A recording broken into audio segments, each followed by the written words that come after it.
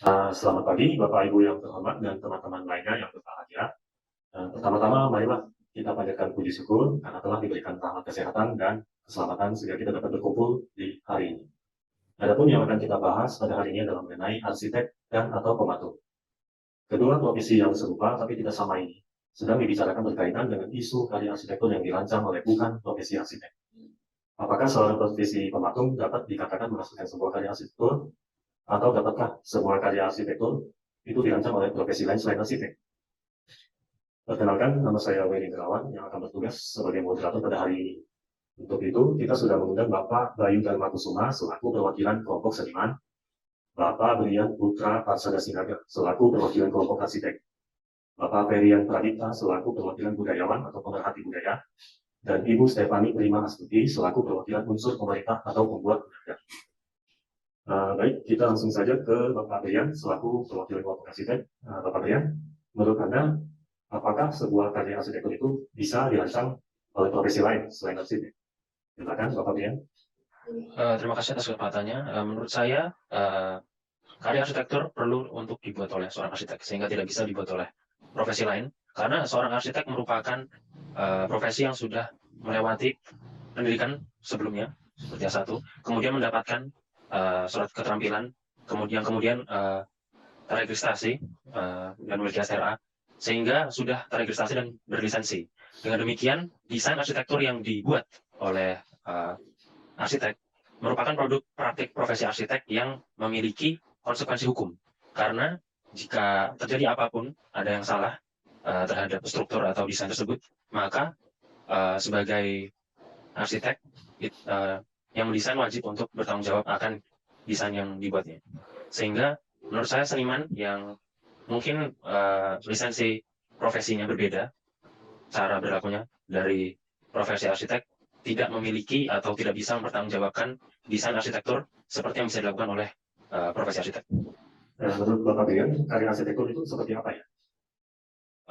Menurut saya, karya arsitektur bisa berupa kantor, hotel, struktur yang memiliki konsekuensi atau hal yang perlu ditanggungjawabkan apabila terjadi kesalahan dalam desain, bisa jadi dalam struktur atau dalam desain mekanis, desain elektrikal, sehingga masyarakat umum dapat mendapatkan imbasnya. Nah, arsitek yang sudah berprofesi dan memiliki surat keterampilan tentu saja mempertimbangkan hal-hal tersebut saat mendesain, sehingga dapat menanggulangi atau meminimalisir resiko-resiko yang dapat terjadi saat desainnya gagal. Seperti itu. Baik, terima kasih Bapak Brian untuk pendapatnya. Selanjutnya kita coba tanyakan ke Bapak Bayu selaku perwakilan kelompok seniman. Bapak Bayu sebagai orang yang sudah lama menggeluti di bidang ini, bagaimana tanggapan Anda tentang sebuah karya arsitektur itu apakah bisa dirancang oleh profesi lain selain arsitek? Sedangkan Bapak sebagai profesi sebagai seniman, nah, bagaimana menurut Bapak itu sebuah karya arsitektur apakah bisa atau bagaimana? Silakan. Di sini saya mau coba menjelaskan ya. Sebenarnya kalau dengan nama seniman ini hampir sama lah ya. Jadi hanya terbagi per kelompok saja. Seniman itu kan macam-macam. Menurut saya bisa mempersepsi arsitek juga itu seorang seniman. Sama ya. Cuma di sini macam-macam beragam. Seniman itu kan banyak ragamnya. Itu dia subjektif. Itu yang merujuk. Hanya kata seniman itu hanya istilah subjektif yang merujuk kepada seseorang yang kreatif, inovatif, atau mahir di dalam bidang seni. Kalau saya melihat atau saya menilai, arsitek dengan seniman ini nggak ada jauh beda. Sama sebenarnya. Pencipta karya. Seperti itu ya. Seorang arsitek dia bisa menghasilkan karya-karya yang bisa dibilang wah juga. Begitu juga dengan seorang seniman. Seniman juga bisa menciptakan hal-hal yang tidak kalah dengan seorang arsitek. Seperti itu. Dan juga penggunaan dari seniman itu kadang kerap itu dia menciptakan suatu karya seni ya. Jadi seniman ini ada yang seni patung, seni lukis, tergantung lah itu banyak pribadi yang bisa langsung terjun ke situ. Ahli sejarah dan ahli seni ya itu mendefinisikan seniman itu sebagai seseorang yang menghasilkan seni dalam batas-batas yang diakui. Ya walaupun memang kita istilahnya bisa diminta untuk adanya apa tadi itu namanya lisensi, itu ya dibilang Mas Beri tadi ya. Ya. Sehingga sih bisa aja kita bisa mendapat seperti itu. Tinggal diurut itu hanya sebagai penanda saja ya. Itu menurut saya seperti itu. Jelas sih sama aja lah. Untuk seniman, arsitek itu sama. Mungkin kurang lebih seperti itu mas. Baik, Pak Bayu. Tadi mengenai untuk yang kalau yang tertulis di kaidah dasar 1 kewajiban umumnya, para arsitek menguasai pengetahuan serta teori mengenai seni budaya, ilmu, dan cakupan kegiatan dan keterampilan arsitektur yang diperoleh dan dikembangkan baik melalui pendidikan formal, informal maupun non formal. Nah, di situ ada dijelaskan mengenai suatu bahwa arsitek itu memiliki suatu keterampilan yang diperoleh melalui pendidikan. Itu menurut Bapak Bayu tanggapannya gimana? Ya, memang semua arsitek itu semuanya dipertimbangkan ya. Ya, artinya memang itu baik dari segi kekokohan bangunan, terus dari struktural, serta dari fungsionalnya sendiri, tergantung apa yang dihasilkan dari karya tersebut. Jadi kalau menurut saya sih, dengan adanya itu kan hanya sebagai nilai tambah lah. Jadi itu Mas Yan. Baik, terima kasih Pak Bayu atas tanggapan. Ya. Berikutnya ada Pak Ferian, selaku budayawan atau pemerhati budaya.